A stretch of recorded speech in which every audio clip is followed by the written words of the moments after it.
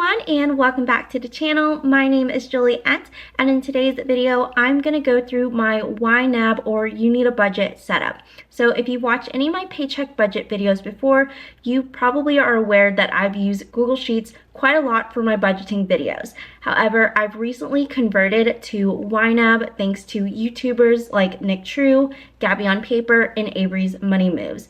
I'm currently in the midst of the 34-day free trial that YNAB offers. However, I've fallen in love with YNAB within the first 2 days of using YNAB, and I'll be continuing to use YNAB for my future budgeting videos.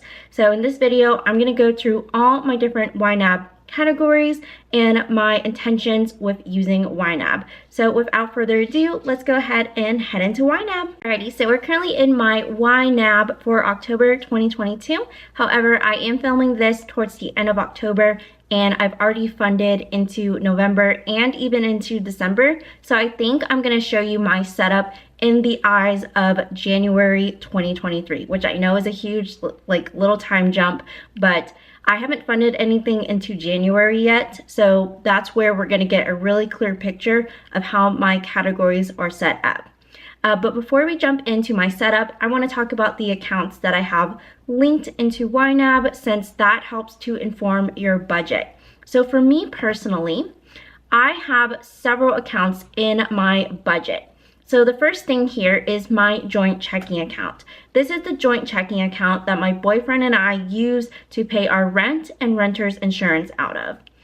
Then I have my personal checking account, and this is my money hub. So this is where my paychecks come in and where I pay all of my expenses that come in monthly, yearly, or just whatever comes up. And I have my 4 credit cards. So I have my Discover It credit card, which is my main credit card, and I have the cashback rewards that are linked to that credit card as a separate account as well. I also have 2 Wells Fargo credit cards, which are the first credit cards that I've ever opened, and I just charge my monthly and yearly subscriptions on these 2 cards. Then I have my Chase Amazon Prime card, which is the one credit card that my boyfriend and I actually share, and we put our shared expenses on there. So our groceries, our internet, and our electric bill, that's what goes on that credit card, plus anything else that might pop up like a vet bill and so forth. So these are all the accounts that I use to inform my budget. So any money that gets put onto the credit cards or any money that goes into these checking accounts will influence what I can budget with for the month or for that paycheck. I also have my 3 debts linked in YNAB. So I have my car loan, which is the Lexus RX 350, and then I have my 2 federal student loans that I took out during graduate school.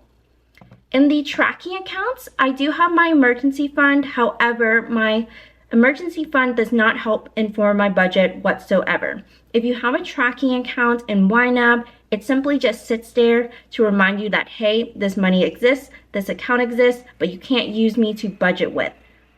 And then finally, I do have 1 closed account linked in YNAB, since I was using this account to inform my budget, but I have since transferred all the money out of this capital account into my personal checking. So that's why it's closed.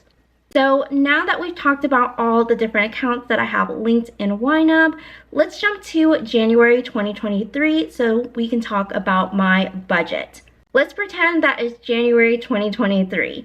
And what I have in my YNAB setup is, first of all, I have a little reminder to myself. I have a goal that my last paycheck in the month of November will actually start to fund my January budget. My goal at the end of the day with YNAB is to get a month ahead in my budget. So meaning that my last paycheck in October and my first paycheck in November are going to fund November and December, so that when I get around to my last paycheck in November, I will already have November and December fully funded, and I can actually use that paycheck to fund January. So hopefully that makes sense. I definitely appreciate the comfort that YNAB brings me, knowing that they have the best intentions for you and your money and ensuring that you have enough of a buffer between you and life.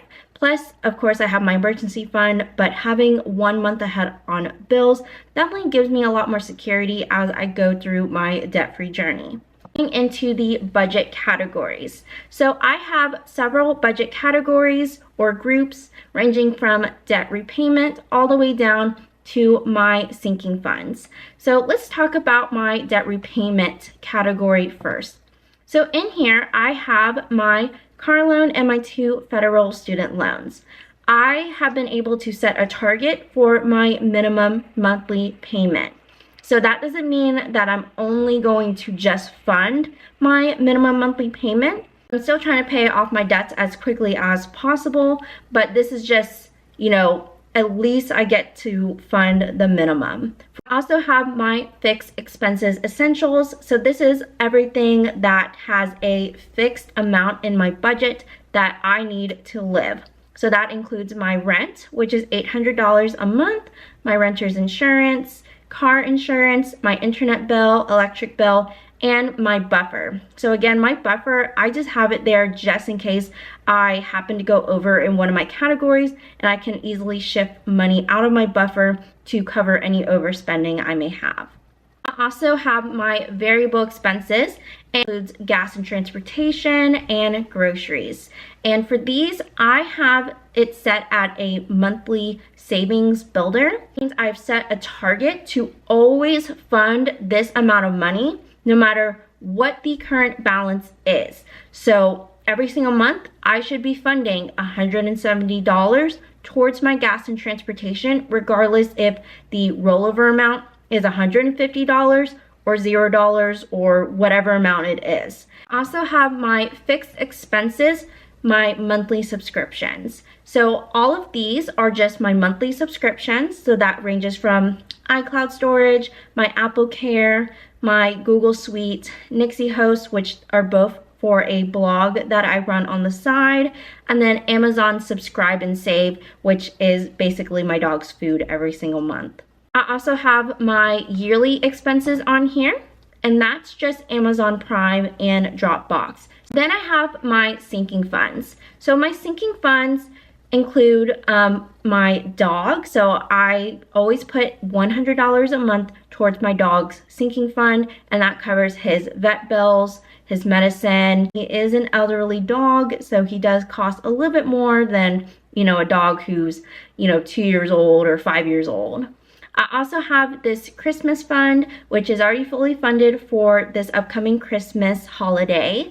And I also have Mint Mobile, which is a phone provider or phone service provider that I am trying to save up $30 a month towards. And this is just in case my mom decides to kick me off, not in a bad way, but kick me off of her phone plan, since I have been on her phone plan for a very long time now. And she's kind of wanting to lower her bill, and that would include kicking myself off. So there's that. I also have this elopement fund. So this is for a future elopement, hopefully in 2023. My boyfriend and I, cross our fingers, we'll get eloped in 2023, but we are planning on traveling somewhere else in our state to get eloped and not just doing some courthouse thing. There's some elopement packages in the state that we live in that have caught our eye and that we'd be interested in pursuing. Car maintenance is anything from like oil changes, car repairs. If I want to get a car wash, that's what I'm putting money aside to do. Birthday and gift giving is if I need to get a gift at the last minute for a friend, or I forgot it was their birthday and I just want to Venmo them some money. That's where this money will come out of. I have a fun money sinking fund, which is my personal spending. If I want to get a Kindle book or buy new clothes or just something like that, I put a little bit of money aside every single month to have some fun. Then I have my coffee / Nespresso pods. So we do own an espresso machine. It is quite pricey, to be honest. So I'm trying to put aside $35 a month to pay for Nespresso pods, and I split that cost with my boyfriend. I also have this tax fund, and because I run a blog on the side and I do eBay and sell some items here and there, I am trying to put any proceeds I get from those ad or affiliate income or a sale on eBay, put some money aside so when tax season comes around, I'm not hit with a big tax bill if that occurs, and hopefully that this amount will be enough to cover it for that tax year. I do have this wait to assign item, and it's essentially money that I'm waiting to get transferred to me. So like for example, right now this has $373.23 in there, and this is money that I know I'm gonna get paid, but I'm waiting to assign it. So it's money that's not physically in my checking account, but I know with 100% certainty that I'm getting this money. I just have to wait for the transfer to complete, and then I will assign that money. Finally, I do have this credit card payment category. So this is something that YNAB automatically creates for you when you link credit cards into YNAB, and it will actually transfer money out of your existing categories into the credit card payment category, and it will tell you whether or not you have enough money to pay off your credit card, which I think is genius and so helpful. I also have fully funded sinking funds and yearly subscriptions. So this is for all the sinking funds or yearly subscriptions that I have already front loaded or already finished funding, and I just don't want to, have additional clutter in that category group. So I just throw them all in here. So for example, Christmas is already fully funded, so I technically could move this all the way down here.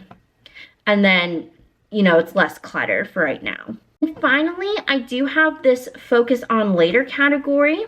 So this focus on later category, this is items I would like to start saving for once I'm debt free. So for example, I really want to buy a house one day. I'm currently in an apartment, and I've been in this apartment for 3 to 4 years now.